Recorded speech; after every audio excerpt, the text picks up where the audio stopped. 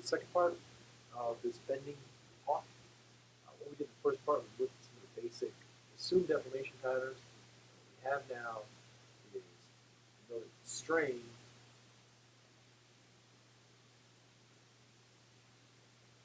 across the cross section minus y over this radius of curvature. Now, y is this distance from the neutral axis. That's the point where there is no strain. It's either stretching or compression. Right? It's the fibers there remain unchanged. So we have this type of strain applied to there. Strain with function y. So that's its maximum strain on the outside. Similar to the way we did in torsion. Now, this is a normal strain. It's not a shear strain. I haven't really talked about where the location of this proposed neutral axis is. That's what I want to do in this lecture. This is going to come about, again, from the sum of forces. So let's draw a section. I'm going to draw it flattened out, okay? But this is supposed to be, when I draw these things, this is wildly exaggerated. Usually not bent that much. That's really nonlinear. Let's just sort of flatten out the cross section. So it will help in drawing the force down. So here's our section. Here is this neutral axis, right? And we've already discussed that the strain profile varies as follows. Right? So if the strain has a relationship of minus y over rho, if I multiply that by Young's modulus, that will give me stress, assuming everything stays linear elastic. So this is the stress profile. Young's modulus times the strain.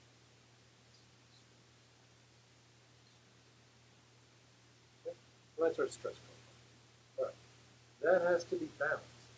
Remember, these hypothetical internal forces. So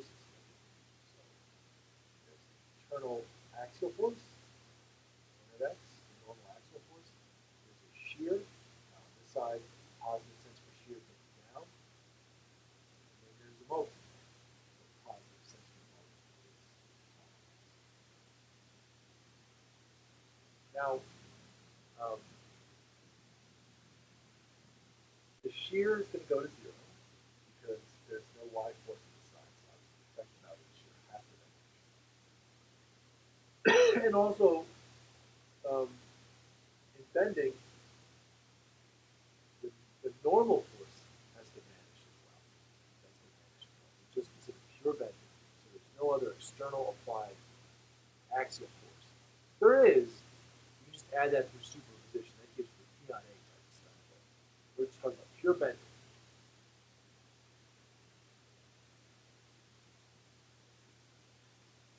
So that means that N and V equal 0. Okay? So all we have is that. All right. So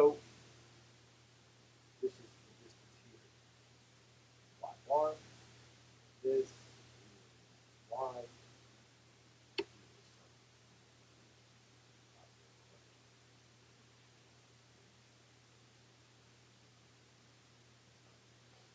So if N is 0, then we can do sum of forces in the x direction.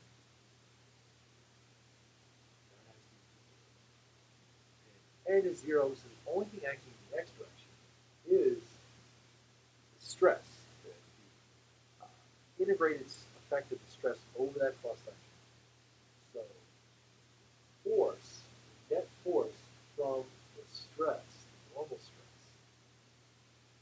that has to be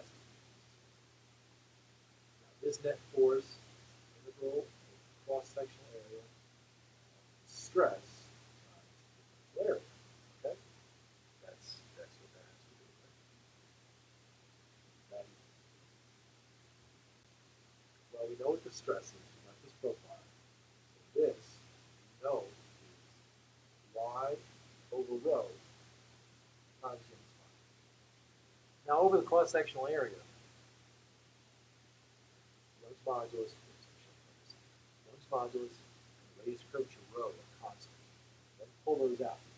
So now I have minus e rho over there, y dA has to go to 0. Now,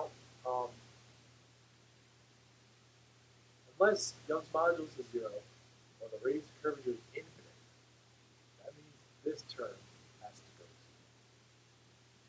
What does that mean? Okay. Well, physically, what has to happen here? Think about it. This is going to stay in equilibrium.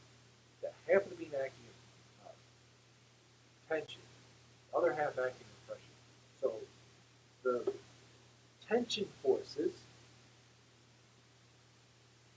have to be equal to the compression forces.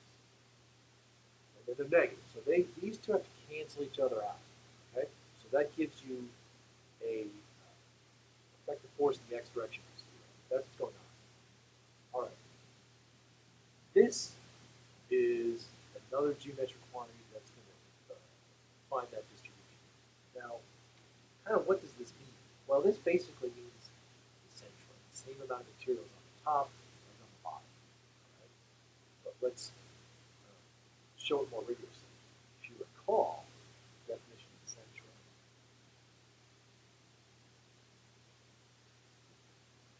as we recall the definition of the centroid, the location of the centroid, here from the bottom, right? Distance up. The location of the centroid. That is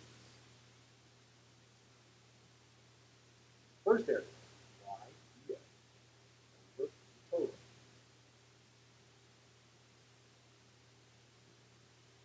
That's the location of the centroid. Now, what we're saying here, you see that this numerator of the centroid is what we have here. This has to go to 0 because of some force in the x. So this is saying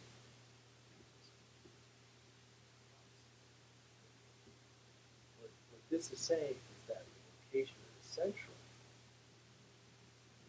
is 0. So that means that the centroid is the location of the neutral axis. Okay? So that's what the neutral axis has to be. It's at the area centroid. Right? That's what it is. So here's the definition of the centroidal distance from relative to the neutral axis, because we're doing it in terms of y and y from the neutral axis.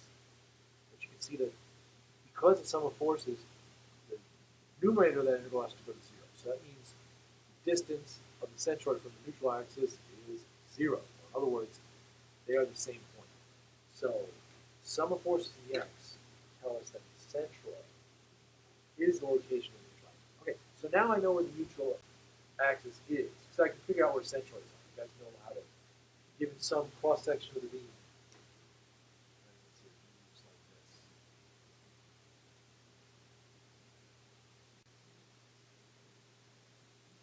you can determine where the centroid of that beam is.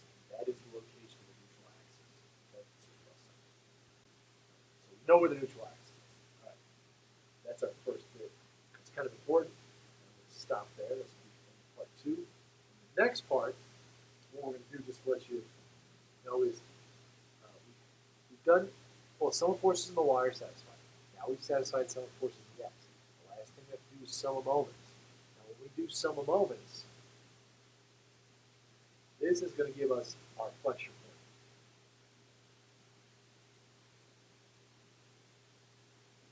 This is going to give us stress M, Y, see where that all comes from, okay? That's it. I'll have to wait.